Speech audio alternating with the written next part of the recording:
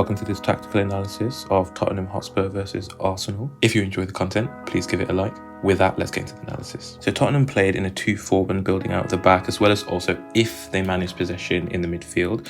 Without a doubt, Tottenham were looking to try and use the movement of their centre midfielders as well as their forwards to try and create space for the likes of Neville to be able to slot them away from the back, or the slightly safer option of firing a pass into one of the forwards dropping deeper. So in this scenario, we can see Clemeron and Percival making those runs to try and slightly disrupt this 4-3-3 press that Arsenal had. In the 4-3-3 press or 4-3-1-2 press, I say 4-3-1-2 only because typically Miedema was a little bit deeper than the other two forwards in McCabe and Mead. So that was because Miedema was expected to prevent easy passes into the centre midfielders of Tottenham, whilst Mead and McCabe were expected to cover the easy passes into the Tottenham fullbacks and then press the centre-backs of Tottenham. So after Mead has forced a back pass from Zadorsky, then you see McCabe do the same, but Clemeron drops to provide an option for her centre-back. Due to Arsenal forwards pressing, the fullbacks for Tottenham are going to be free off this. So Little and Marnham, the wide centre midfielders for Arsenal, would cover for them and go and press the fullbacks of Tottenham and kind of leave that central space free for the likes of Ubagagu or Graham or one of the forwards for Tottenham to be able to drop a little bit deeper. And of course, with any press like this, you have to have the defenders be relatively aggressive if the rest of the press is beaten, just to try and slow down the forwards when they do drop to take advantage of the space created by the bypassed press. So here's another example of Tottenham building up at the back. There's a little bit of a wayward pass by the Arsenal centre-backs, them trying to ping it forwards, and Clemeron headers the ball back, just cushions it to Bartrop, and they're able to then set up. Of course, seeing this, Arsenal don't sit back, they try and pounce, they try and press the ball carrier and the short passing options, but Ashley Neville, who did this throughout the game, was really good at just stepping beyond whoever was defending her. I do think she would be exceptional if there was someone that she was able to play 1-2s with going up the pitch, because she often takes on one too many players and then kind of gets taken out, or the attack fizzles out. And now she's really high up the pitch and potentially Tottenham can be counted on, which happened a lot this game. So as the game wore on, once we got into the second half, then Tottenham were a lot happier to play long balls, either from their goalkeeper, so directly from goal kicks, or the goalkeeper would play short to draw Arsenal's press higher up the pitch, and then they would launch it with the Tottenham forwards typically narrowing together into the centre of the pitch, with Kit Graham and Williams at the top of the pitch. Those long balls, which are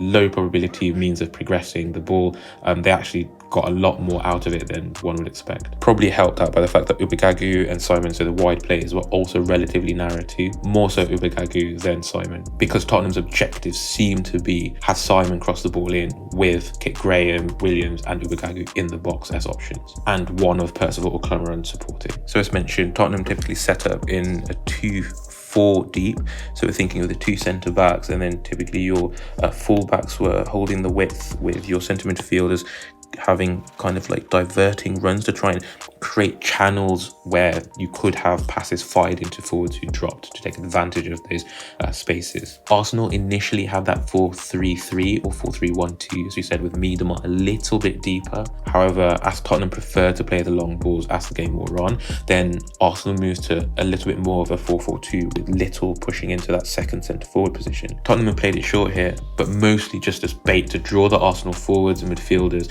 higher up the pitch and create space for the likes of Kit Graham to exploit. This being the next phase of the play, and as you can see here, Simon dropping to try and provide a shorter option. I would say that Arsenal played in a number of different formations, with I guess the key positional differences between these formations being where the fullbacks were. So thinking of a 2-3 whilst playing out the back, and then in midfield they had sometimes a 2-1-4-3 or a 2-4-1-3. As in many other games throughout the season, the 2-3 deep has Marnham actually moved to a little bit of a quasi left back position. Beyond that, when they move into midfield progression, then they had a 2-1-4-3 or a 2-4-1-3, and on occasion a 3-4 as well, where you have Walty become one of the centre backs. So in that 2-1-4-3 and 2-4-1-3, the only difference between those two being one, where Marnham is positioned. So if it's the 2-4-1-3, you've got Marnham as the CAM, and then if it's the 2-1-4-3, then you have Walty as the centre defensive midfielder, with Marnham and Little flanked either side by the fullbacks. Given the aforementioned formations, the fullbacks were extremely essential to Arsenal's style of attack. Due to Tottenham's really stubborn 4-4-2 and I would say their quite efficient ability to press against the touchline when Arsenal tried to play it down the channels, Arsenal looked to switch the ball often, with Moy typically being the one to do it, but Williamson did it as well with aplomb. As can be seen in this scenario where you've got Cat Lee, the left back, and obviously near side fullback in this occasion, being directly involved, making the overlapping run beyond McCabe, the wide forwards. It's also good to highlight the fact that Marnham is really high up the pitch in an attacking position, trying to exploit, and just earlier in this move, she was making a run through this channel to trying to exploit the space between Neville, the right back, and her centre-back partner. So here we have another example of Arsenal building an attack. The 2-1 deep again as the foundation. So we've got Walty as the CDM, and then higher up the pitch we have Marnham, who, as we said, typically started off quite deep, but then as the play progressed, she would move up the pitch. We've got Little ahead of Walty as well, with the two fullbacks providing impetus from deep. As they did throughout the game, Tottenham was set up in their 4-4-2 shape, relatively compact in that midfield, with Kit Graham or Williams trying to also support by getting back to pick up whoever that supporting midfielder was on that side, although they were also trying as hard as they could to try and pressure Walty and just stop her having as much time as she wants on the ball. It's also important to just mention McKay's position as well. Obviously, she's meant to be playing on the left-hand side, but she's swapped here. And also the fact that she's matched up against the centre-back rather than the full-back here, just to cause confusion, as she will probably make a late run into this space and force Harrop and Zadorsky to have to communicate whilst the play is coming obviously from the opposite direction through Moritz. Obviously they're trying to get Moritz down the touchline into a crossing position, but I actually think it might be more important to pay attention to Mead, Little and McCabe here, just because they're creating a real dilemma for the defensive line of Tottenham. I say that because they're being asked a number of questions. One being, does Zadorsky stay with her player in McCabe who's dropped off? Because there is a potential pass here for Walty, but if she does that, then obviously there'll be a space that she leaves behind here for Little to be able to try and take advantage of. There's also the question being asked of Harrop as to whether she stays with her centre-back to keep this space between them narrow, prevent the two of McCabe and Little from being able to exploit it. But then obviously if she stays narrow, then that makes the pass into Moritz in this wide area a lot easier.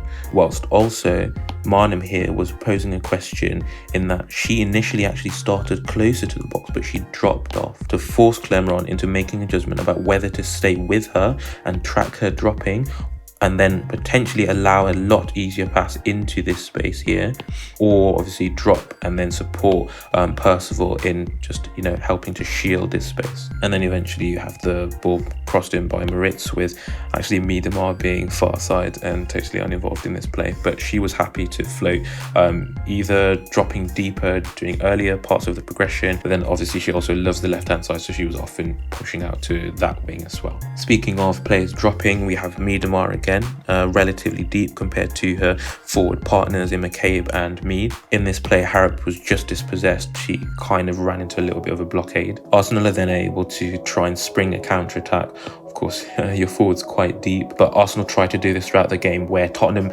had committed players higher up the pitch than Arsenal would try and counter with pace.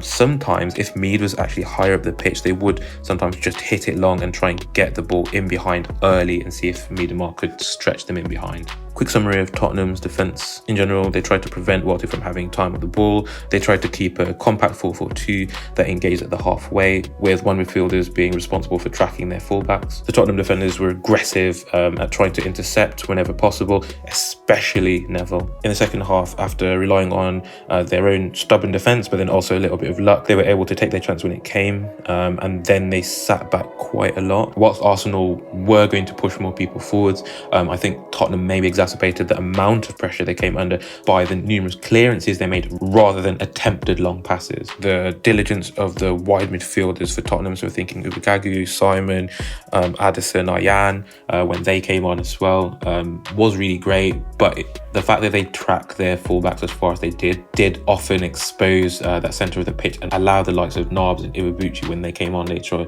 in the game, to really control things, with Little as well supporting them. Arsenal in the second half played a 2-3 deep, 2-3-5 in midfield, or a 3-1-6 very late on in the game. So in that 2-3, initially they had Welty still as the CDM, but once Welty was taken off, then Nobs played that position. There were a number of positional changes, but ultimately the ideas were still the same. Force Tottenham to play really compact by having your wide midfielders, your wide forwards tuck in narrow, and make runs such that they then draw the fullback out wide, creating a channel between the centre backs for then the fullback or wide centre midfielders to exploit. Or if they're able to push Tottenham back and create spaces on the edge of the box to cross, then they'll cross from there, or in the wide spaces either side of the box. So we see that wide play here with Nobs able to combine out in the wide space and able to release Mead down the line.